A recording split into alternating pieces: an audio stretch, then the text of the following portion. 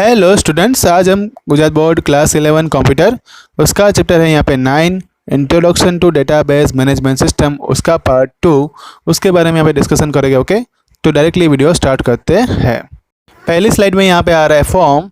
तो हम जब भी कोई नया डेटा जो है टेबल के अंदर उसका रिकॉर्ड जो एंटर करवाते हैं, उसके साथ साथ एग्जिस्टिंग डेटा रहता है, तो हम रिकॉर्ड को देख भी सकते हैं जो पहले से हमने ऑलरेडी डाला हुआ है।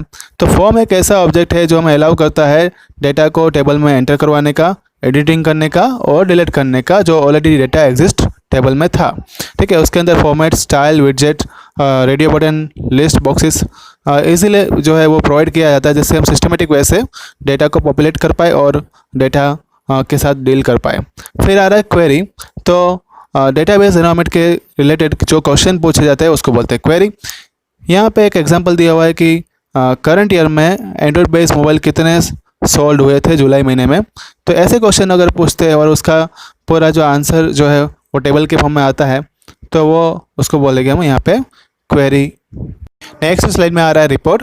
तो यहाँ पे जो क्वेरी का आउटपुट था बेस के अंदर, वो हमेशा एक रो कॉलम के फॉर्म में रहता है। हमने आगे जैसे डिस्कस किया था, जो अपने पास डेटा था उसके ऊपर हमने प्रोसेस करके जो रिक्वायर्ड इन्फॉर्मेशन को हमने गेन किया था और आउटपुट लिया था, और आउटपुट जो है कोई इन्फॉर्मेशन के फॉर्म में जनरेट होता है। ऑब्वियसली यहाँ पे यूज़र जो होते हैं वो वो ऐसा एक्सपेक्ट करते हैं कि आउटपुट जो है एकदम अट्रैक्टिव होना चाहिए। ये जो फैसिलिटी साथ में मिलती है, जैसे एक प्रोफेशनल रिपोर्ट हम तैयार कर पाए, तो एक प्रेजेंटेशन जो है उसका लुकआउट अच्छा रहता है। दूसरी बात, वो एक रीडेबल फॉर्मेट में और इंफॉर्मेशन को हम ऑर्गेनाइज कर सकते हैं जैसे हमारी रिक्वायरमेंट होती है, जैसे यूज़र चाहता है, उसको बोलते हैं यहाँ पे रिपोर्ट। ठीक है, तो ऐसे कॉम्प्लेक्स रिपोर्ट जो है वो हम जनरेट करवा सकते हैं, और मैनेजमेंट ऑफ जो रहता है ऑर्गेनाइजेशन का, उसका डिसीजन वो लेता है कि कैसा यहाँ पे रिपोर्ट बनाना है और उसके ऊपर प्रेजेंटेशन देना है। अब आ रहा है यहाँ पे एक इम्पोर्टेंट टॉपिक इस चैप्टर का, creating a sample database for an application. तो जब भी हम पूरी बेस मतलब सॉफ्टवेयर जो था उसके ऊपर जब जर्नी करते हैं, तो इसमें हम उसी साइड मूव करेंगे लास्ट में कि हम एक स्मॉल एप्लीकेशन जो है वो क्रिएट करवानी है एक मॉडर्न इलेक्ट्रॉनिक स्टोर के ऊपर, क्योंकि आजकल ई कॉमर्स का जो डिमांड है वो ज़्यादा बढ़ रहा है। स्टोर में जो है यहाँ पे मोबाइल कैमरा, हैंडीकैम, फिर laptop, notebooks, iPad, smartphone, accessories, हम वो सब कुछ सेल करते हैं। ठीक है, तो ये प्रोडक्ट जो है वो दूसरे सप्लायर भी प्रोवाइड कर सकते हैं। ठीक है, फिजिकल शॉप भी आसपास के एटमॉस्फेयर में अवेलेबल होती है। कस्टमर जो है वो वॉकिंग करके भी उस शॉप से वो चीज़ जो है खरीद सकता है, या तो फिर वो ऑर्डर प्लेस कर सकता है ऑनलाइन। ठीक है, यहाँ पे सेल्स पर्सन जो है उसको एक स्पेशल इंसेंटिव देता है, जिससे कस्टमर जो है क्या करे, लीड करे और ज़्यादा खरीद ले। अब हम यहाँ पे एप्लीकेशन जो है अपना एम जो रहेगा कि हम यहाँ पे एक स्टोर मैनेजमेंट सिस्टम जो है उस तरह की एक सिस्टम बनानी है। तो हमें जो यहाँ पे नेक्स्ट प्रेजेंटेशन में जो यहाँ पे स्टेप्स दिए उसको फॉलो करना पड़ेगा, उसी से हम अपना डेटाबेस डिज़ाइन कर सकते हैं। तो पहले हम स्टेप 1 की बात करते हैं। तो हम यहाँ पे क्वेश्चन पूछेंगे, decide about whom data is to be stored, कैसा डेटा हमें यहाँ पे स्टोर करना है। तो हम यहाँ पे एक एग्जांपल लेते हैं कि जैसे कि हम स्टोर के बारे में बात करते हैं, जो है जहाँ पे हम प्रोडक्ट्स, सप्लायर्स, एम्प्लॉयज़ और कस्टमर जो है उनकी हमें यहाँ पे इंफॉर्मेशन चाहिए। तो हम ये सभी डेटा को यहाँ पे एंटिटीज़ के फॉर्म में लेंगे। आगे हमने देखा था एंटिटीज़ जो है वो किसी भी पर्सन से हम उसको डिफाइन कर सकते हैं।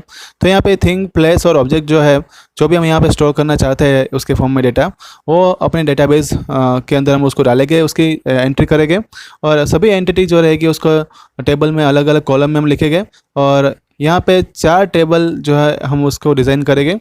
पहला तो है प्रोडक्ट के बारे में, दूसरा है सप्लायर और एम्प्लॉयज़ और कस्टमर।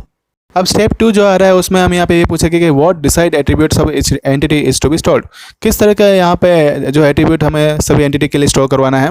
तो जैसे कि हम यहाँ पे बात करते हैं, प्रोडक्ट की एट्रीब्यूट्स है, सप्लायर की है, एम्प्लॉयज़ की है और कस्टमर की है, हम उसको जो है किस तरह से स्टोर करना चाहिए।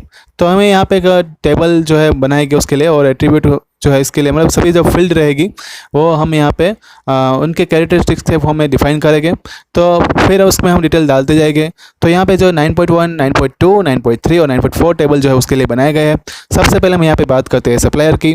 सप्लायर का नेम हम लिखेंगे, फिर दूसरे में address line 1, address line 2, city, pin code, contact person name, email ID और कॉन्टैक्ट नंबर सप्लायर का रहेगा। तो इस तरह से ये सभी फील्ड जो है हम सप्लायर एंटिटी में जो है मतलब कि एट्रीब्यूट जो है सप्लायर एंटिटी में रहेगी।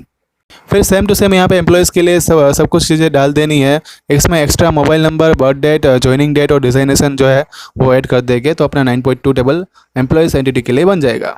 अब स्टेप 3 में यहाँ पे बात आती है कस्टमर के बारे में, तो उसमें भी सेम डिटेल पूरी डालनी है। मोबाइल नंबर, कार्ड होल्डर, एक नया एक चीज़ बात आएगी क्योंकि एटीएम डेबिट कार्ड उस कस्टमर का रहता है, तो ये कस्टमर एंटिटी में ये एट्रीब्यूट्स एक नहीं आएगी, तो हमें वो याद रखना है। अब आ रहा है स्टेप नंबर 4, मतलब कि 9.4 टेबल में एट्रीब्यूट्स जो है प्रोडक्ट एंटिटी। तो इसमें तो प्रोडक्ट की कैटेगरी, उसका model name, supply name, recorder level, selling price, quantity, product image, camera pixel size, processor, OS support, touch screen, wifi enable है, मेमोरी स्लॉट है, एफएम सपोर्ट, डिस्प्ले साइज़ कितनी है, HDD capacity कितनी है, wait कितना है, ये सभी इंफॉर्मेशन हम प्रोडक्ट की डालेंगे।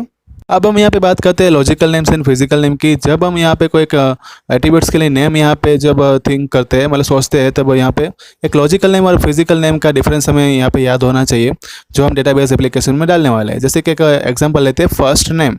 ये जो नेम है फील्ड का, अगर हम यहाँ पे लिखते हैं तो जैसे कि हम उसमें एग्जाम्पल लेते हैं एक सोनल और मिनल, ठीक है। तो यहाँ पे फर्स्ट नेम जो है वो ये डिस्क्राइब करेगा कि हम यहाँ पे कौन सी एंटिटी के साथ हम वर्किंग करने वाले हैं। उसका ये मतलब यहाँ पे नहीं होगा कि फर्स्ट नेम जो है वो इसके फॉर्म में कैपिटल लिखे, मतलब कैपिटल और स्मॉल लेटर दोनों अलग अलग चीज़ वो कंसिडर करेगा। दूसरी बात, इसमें हम स्पेस हटा देंगे या अंडरस्कोर डाल देंगे, ये सब कुछ नहीं चलेगा, ठीक है। ये अलग चीज़ें के फॉर्म में वो कंसिडर करेंगे वो लोग। तो ये बात हमें याद रखनी है। बेस सॉफ्टवेयर जो है उसके अंदर फर्स्ट नेम एक रिलेशनशिप बताता है जिसको हम यहाँ पे बोलेंगे लॉजिकल नेम।